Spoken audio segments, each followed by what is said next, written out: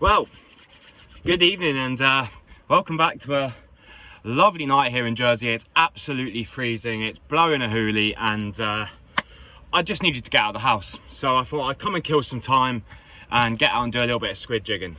So the plan is tonight, fish easy, fish nice and simple. And I'm going to use something a little bit different to a conventional jig. I'm actually tonight going to use bait. One of the best methods for rough weather, especially when you want to sit in your car and fish for squid like you would with your bait rods out, is to use a float rig. Now, this is a conventional float and this is a bait squid needle.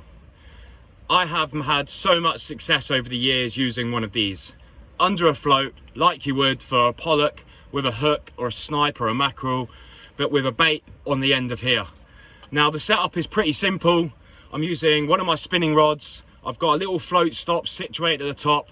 I've got a bead, a float, a weight, a swivel, snood line, swivel clip, and then the baiting needle. And what I'm going to do is I'm going to thread a bait onto this and I'm just going to leave it out a little bit off the bottom and hopefully we can get into a squid. Nice and easy because it's been absolutely lashing it down this evening. And I'm hoping that I can stay out of the rain. I don't have to put my coat on too many times. My chinos don't get wet. Put a bait out, just leave it and watch it go. On the top of the float, I have 2 lights. That's just for visibility so I can see it out on the water. And I've just drilled a hole in the top of the float and that can just slide in. Got 2 there. They're not the best cheapies off the internet, but yeah, perfect. You'll see that in the dark.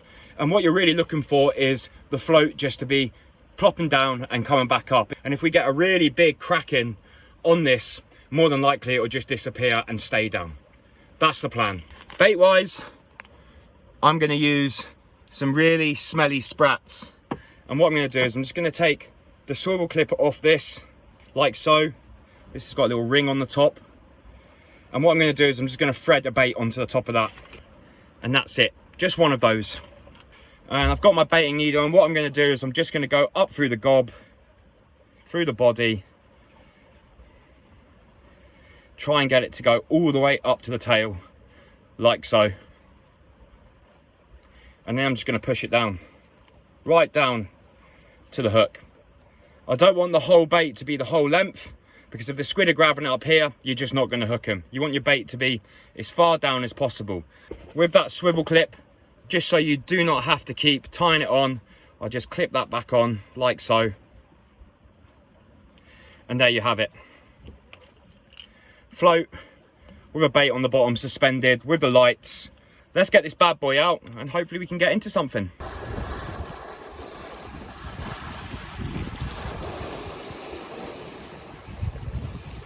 Like I was just saying, just using a general spinning rod. This is like to 45 gram.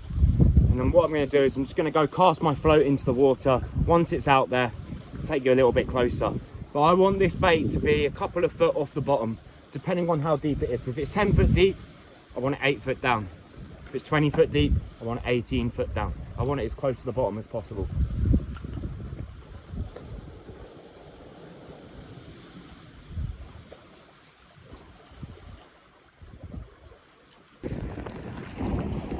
Now what I've done is I've set my light up so it fills up this whole area of water. Now I'm a big believer that squid like light. They don't like a moving light, which I found out from other anglers on different forums saying squid do not like a moving light. So I try not to have my head torch on the water as much as possible. But what I've done is I've set my little light up there. So now it just fills up this area and there's dark patches. Now what I usually find is the squid like the light, but usually they stay down deep underneath it or on the dark patches all the way around the other side. So fingers crossed we can hook into a fish just to show you that the technique works.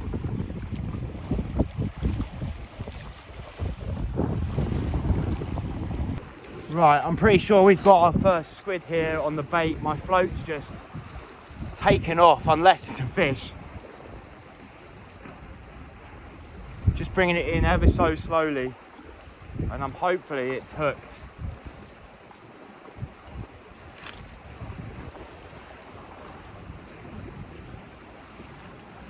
which it is, but it's only a small one. Wait. Oh, he just splattered me. Proof in the pudding, it works. Our first squid tonight. Taking it on a bait cage. There we go, look at that. Lovely, lovely squid. He tried to run off with it. The way I seen it is my float dropped off down and then it kind of just sped away, where this thing probably knew he was hooked, but as you can see, he's taken the bait cage and he's gone for the bait at the bottom.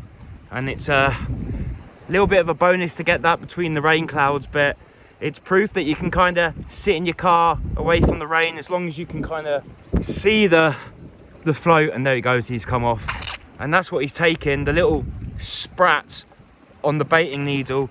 And there you go, lovely looking squid.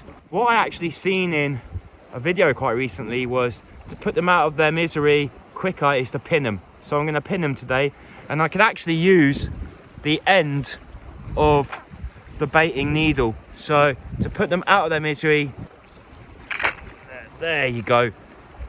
And you can see that he's already turned white in colour. Like I was just saying a minute ago, that baiting needle is pretty long. You don't want your bait to be all the way up the top. I've pushed that sprat all the way down, threading it through the body, and then just pushed it down so it's close to the teeth. And that's what I'm doing.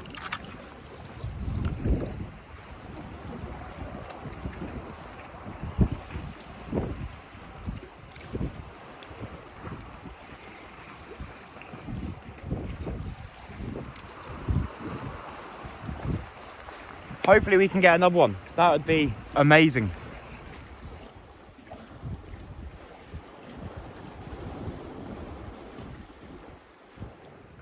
Don't worry too much about the lightning in the background. It's about 7 miles southeast of Jersey at the moment, over Brest in France. So we're pretty safe here. I keep checking the lightning app to make sure that I'm not holding the rod up high and I'm a big conductor. My squid's doing something.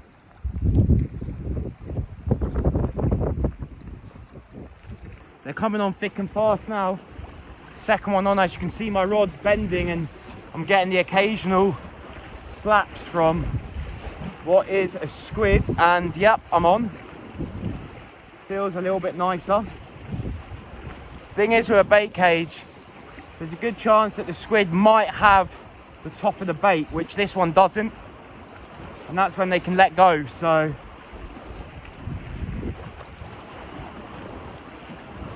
Yes.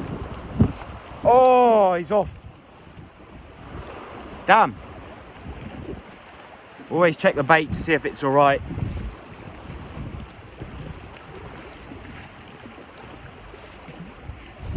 Well, that would have been our second of the night, but these things happen, so reset it. Hopefully we can get another one. Starting to lash it down, but this squid is back. Pretty sure I've got it again, which I do. Oh yeah, definitely.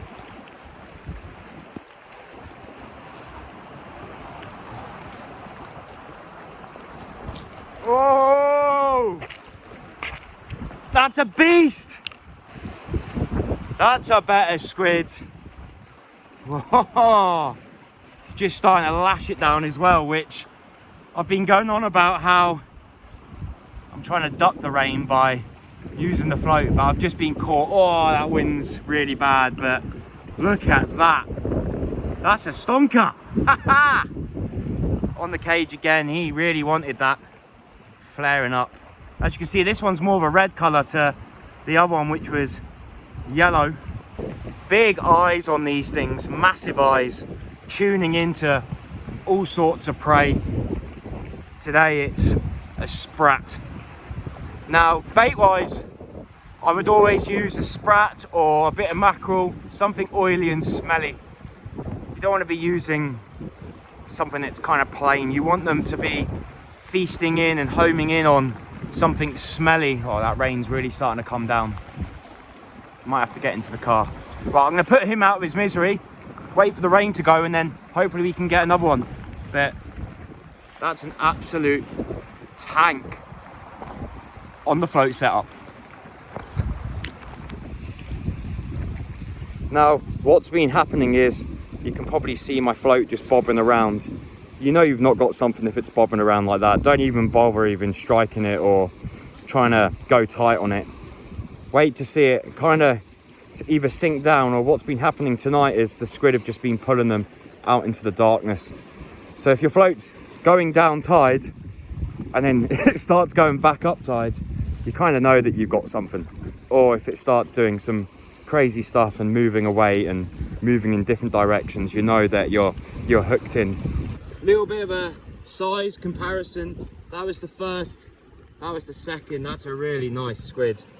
Huge. Just watching for my float. Two really nice squid, especially the second one. That was kind of the size I was looking for when using the float. Usually the bigger ones take the baits, but it just shows that you will pick up small ones as well. Well, I just had another bite. This time my float went straight under, and it's just pulling off down tide, so I do think we've got another squid. Oh yeah, I've got some really nice pumps this time. Hopefully this stays on.